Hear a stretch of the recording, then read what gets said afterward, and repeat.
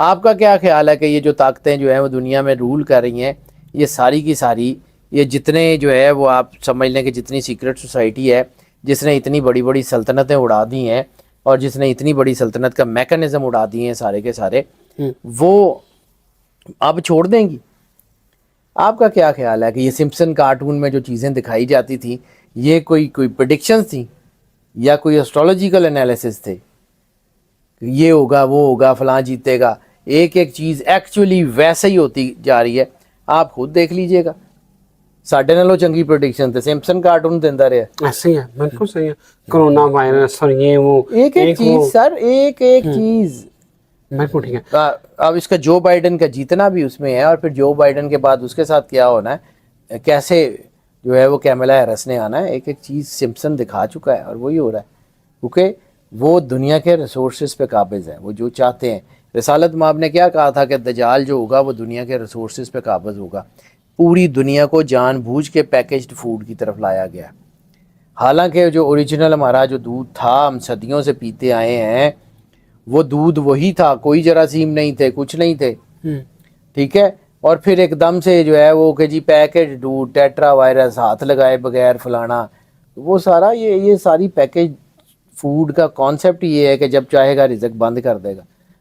جتنی آپ کی کراپس ہیں، جتنی آپ کی کلٹیویٹڈ ایریا ہیں، وہاں پہ جو ہے وہ سیمنٹ کے جنگل کھڑے کر دیے ہیں، گھر بن گئے ہیں، آپ کی کلٹیویشن لینڈز خراب ہو گئی ہیں، آپ کی ایگریکلچر ساری خراب ہو گئی ہے. آپ جو ہے وہ ہم کہا کرتے تھے نا آج سے کچھ دیر پہلے کہ پاکستان ایک ایگریکلچرل لینڈ ہے. ایگریکلچرل لینڈ جڑی ہے وہ کول اپنا آٹا پورا نہیں ہون ڈیا. ایگریکلچر لینڈ دے وچ روٹی کھان دے پیسے نہیں ہے لوگوں کول. ایگریکلچر لینڈ دے وچ تہاڈے کول جڑا نا کچھ بھی نہیں ہے گا، کوئی انفراسٹرکچر نہیں ہے آپ کا. ایگریکلچر ریسرچ ختم کر دی گئی آپ کی، ڈیلیبریٹلی کی جا رہی ہے نا. یہ دنیا میں کیوں جو ہے وہ قومیں جو ہیں وہ ڈاؤن فال پہ ہیں، اور چند اسٹیبلشمنٹ، انٹرنیشنل اسٹیبلشمنٹ کے چند جو ہیں وہ حلقے وہ پوری دنیا کو رول کر رہے ہیں؟ کیوں؟ یہ دجالی قوتیں کر رہی ہیں سر. یہ جو ایشیا کی صدی سخی سلطان باہو نے جس کا ذکر کیا ہوا ہے، یہ ایشیا کی صدی اسی دجالی قوتوں کی جو ہے میکانزم کو توڑ کے بنے گی. ٹھیک ہے.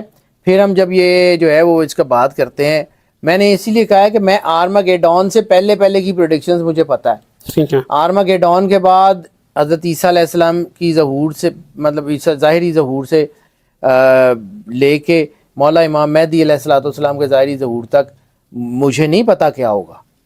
میں آرماگیڈون سے پہلے جو 7 سال کی جنگ ہے اس تک جانتا ہوں. شاہ جی آرماگیڈون جو ہے نا وہ عام ناظرین کو بتائیے وہ ہے کیا؟ آخری لڑائی ہے جس میں عیسیٰ علیہ السلام نے دجال کو جو ہے وہ مارنا ہے، اور وہ طاقتیں آرماگیڈون کا آغاز جو ہے وہ وہاں سے ہوتا ہے. یہ آخری لڑائی ہے آرماگیڈون آخری لڑائی ہے. اس کے بعد دنیا میں صرف اور صرف ایک ہی دین ہوگا اور وہ ہوگا اسلام. آرماگیڈون سے پہلے جو 7 سال کی لڑائی ہے اس میں ان فوجوں نے لڑنا، اور آرماگیڈون میں عیسیٰ علیہ السلام کے لشکر نے لڑنا ہے. بالکل ٹھیک ہے. آرماگیڈون سے پہلی جو لڑائی ہے اس میں پھر یہ ورلڈ وار 3 کے اشارے ہیں، اس میں بہت ساری چیزیں ہیں جس کے بارے میں رسالت مآب نے کہا تھا. میں بار بار آپ کو ذکر کرتا ہوں کہ آپ صرف غزوہ ہند میں پھنسے ہوئے ہیں کہ جی یہ انڈیا پاکستان کی لڑائی ہے. اس میں بہت سارے بڑے سٹیک ہولڈرز ہیں. کانسٹنٹینوپل کو اس وار میں آپ نگیٹ نہیں کر سکتے. اور وہ جو رسول اللہ نے کہا تھا کہ جب تم انڈیا کے سرداروں کو، انڈیا کے بادشاہوں کو زنجیروں میں جکڑ کے لاؤ گے تو عیسیٰ ابن مریم کو اپنے درمیان پاؤ گے. تو وہ آرماگیڈون سے پہلے ہی ہونا ہے نا. بالکل صحیح ہے. وہ لڑنی ہے، شہادتیں ہونی ہیں، لوگوں نے مرنا بھی ہے. پھر وہ جو کہا جاتا ہے کہ جی 100 کوت دیوا بلے گا، تو 100 کوت دیوا ادو ہی بلے گا نا جدو آبادی نہیں ہوئے گی. پھر آپ یہ بلسٹک میزائلز کو مطلب کیا کریں گے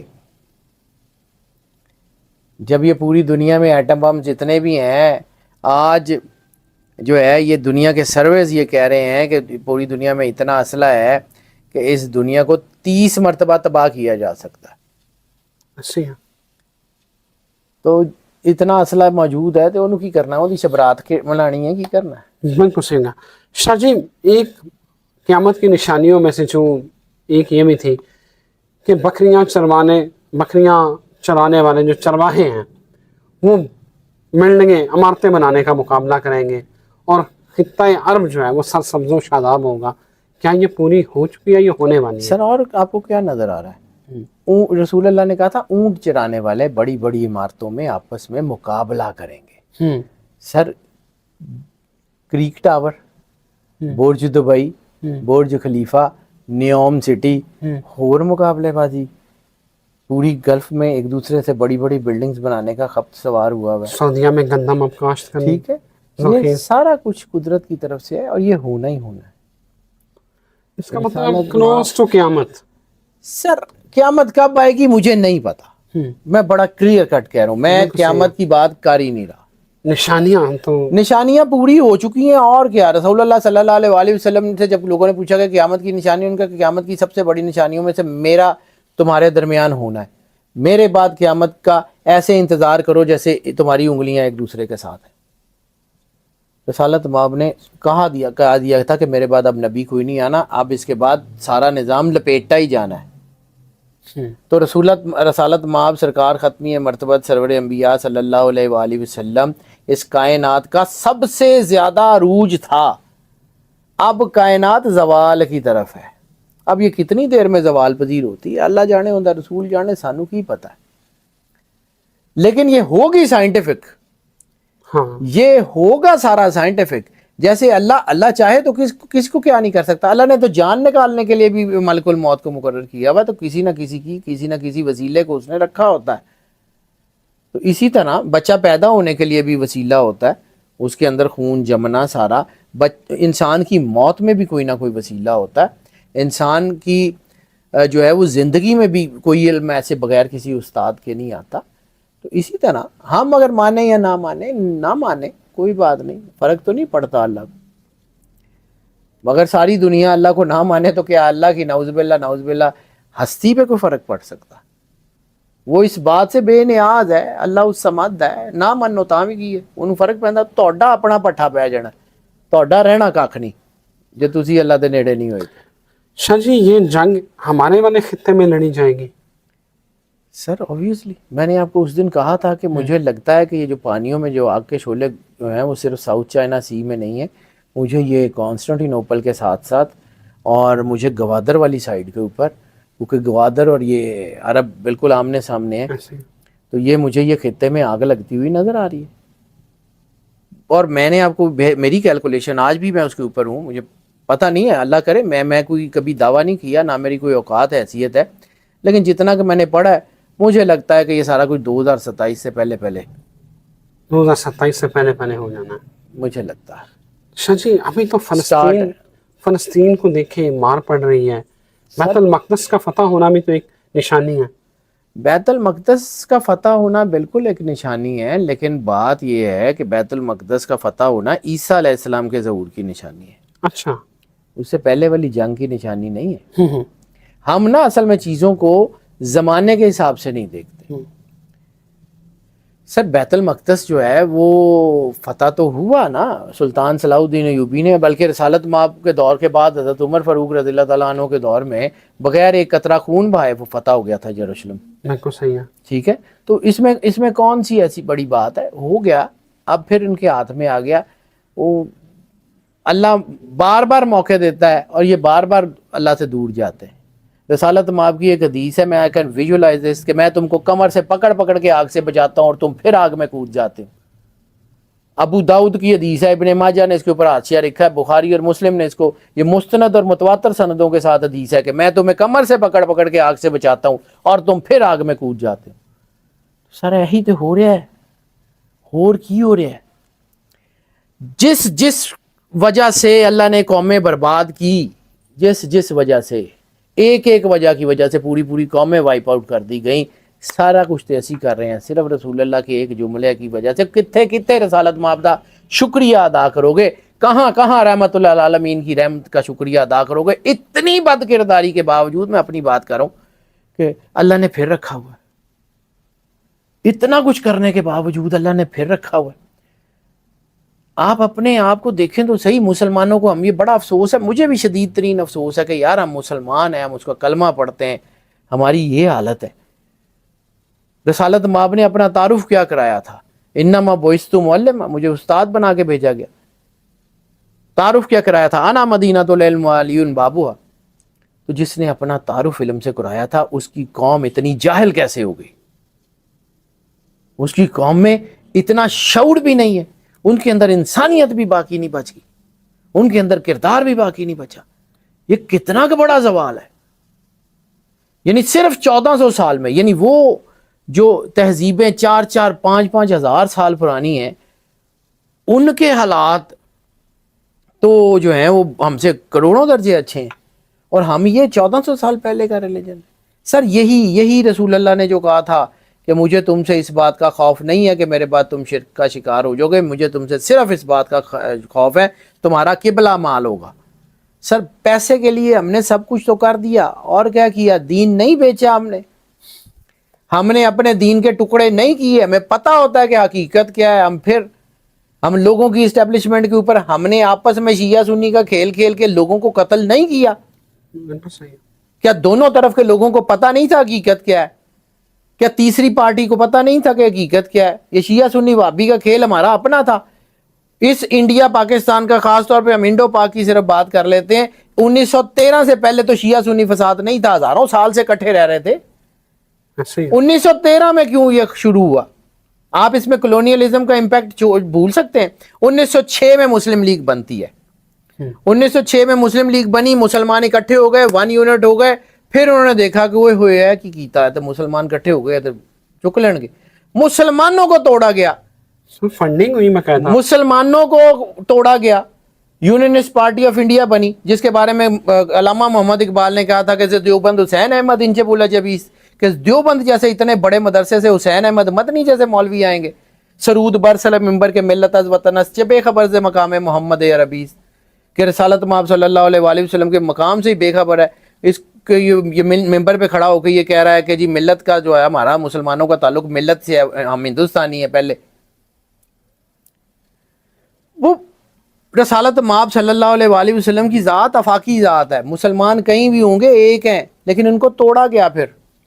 फिर हमें नेशंस में फिर उसमें बदला गया ताकि ये मुसलमान कहीं अपने रेनेसेंस पे खड़े ना हो जाएं। सबको पता था क्या हुआ। 1900 जो है वो 8 में यूनियनिस्ट पार्टी ऑफ इंडिया बनी।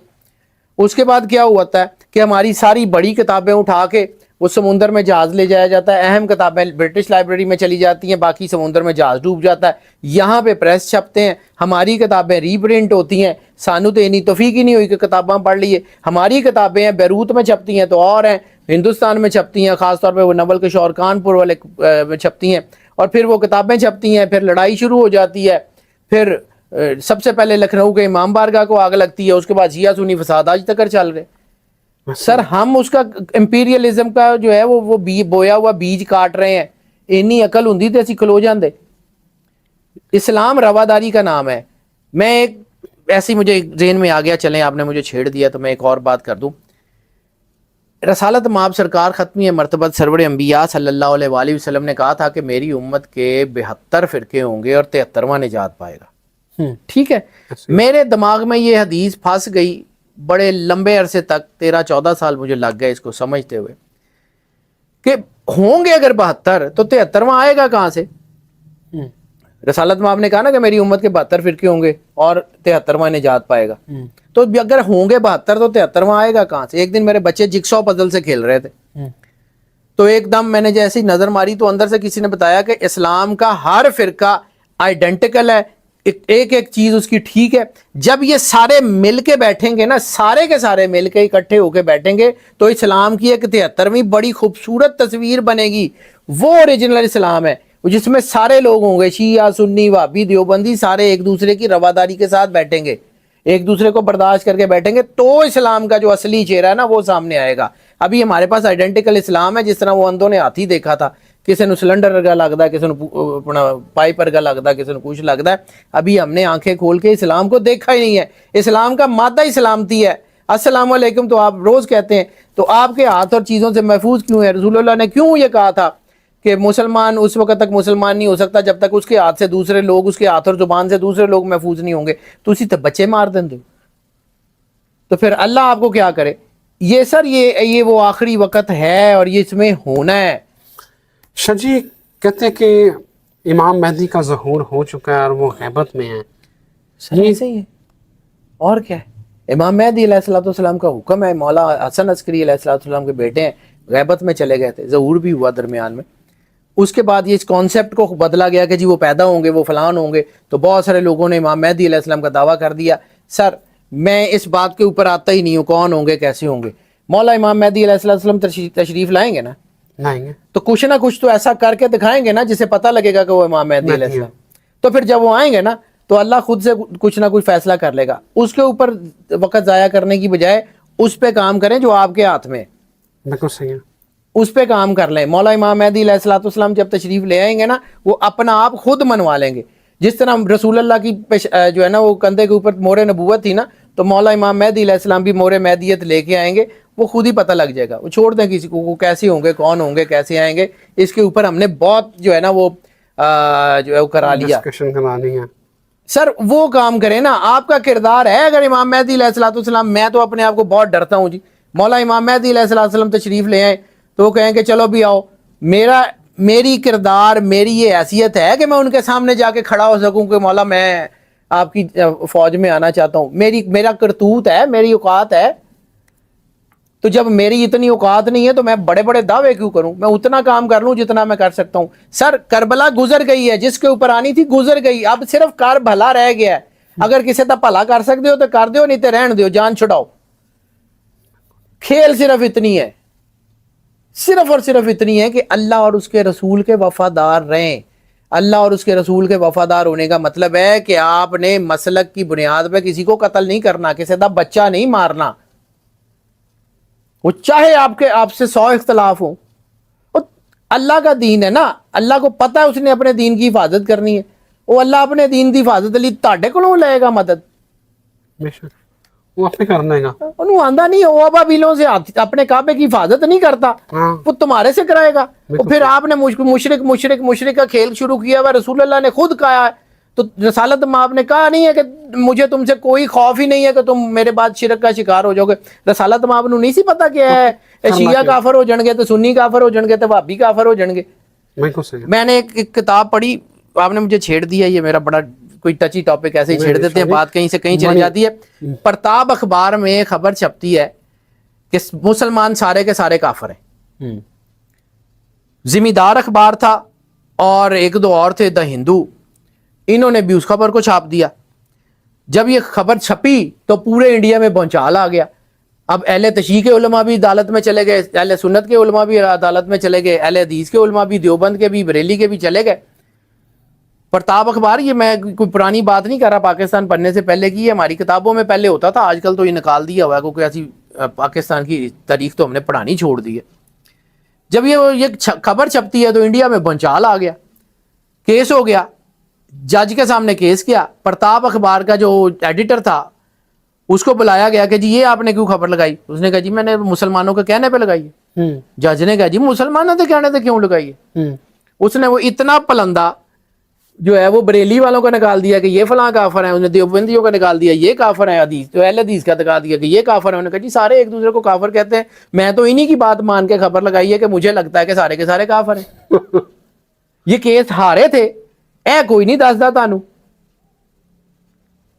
یہ پرتاب اخبار آج بھی شاید چھپتا ہوگا, دی ہندو تو چھپتا ہے, پرتاب پتہ نہیں چھپتا ہے کہ نہیں چھپتا انڈیا میں, لیکن یہ پرتاب اخبار اور ذمہ دار اخبار اس دور کے واقعی بڑے اخبار تھے.